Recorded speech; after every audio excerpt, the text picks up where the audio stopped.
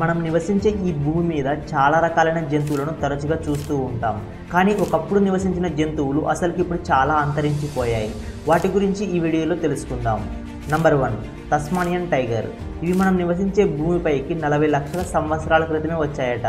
దీనికి సంబంధించిన చివరి జంతువు 1933లో తస్మానియాలో చివరిసారి కనపడింది. ఇది ఒక మాంసాహారపు జంతువు. దీని వీపున దిగువ భాగంలో నల్లటి చారాలు ఉంటాయి.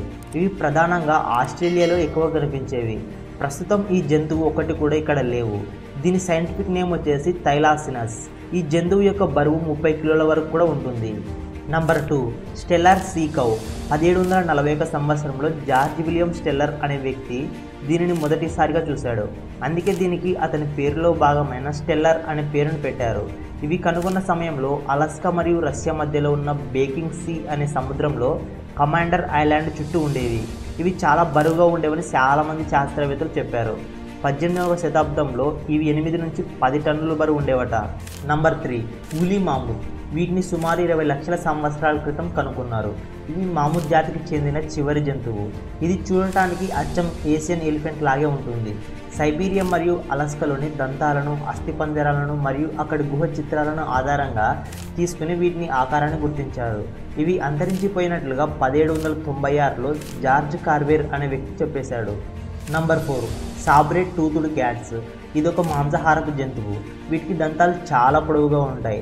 అంటే 30 నుండి 50 సెంటీమీటర్ల పొడవు ఉంటాయి. ఇవి వాటి నోటిని 160 డిగ్రీల వరకు తెరవగలవు. అంటే ఇప్పుడున్న సింహాల కంటే 2 రెట్లు పెద్దవిగా తెరవగలవు. ఇవి 55 మిలియన్ల సంవత్సరాల క్రితం కనుగొన్నారు.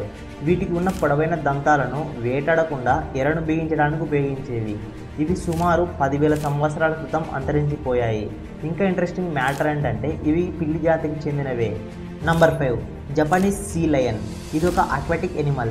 వీటి బరువు సుమారు 450 నుండి 560 కిలోల వరకు కూడా ఉంటుంది.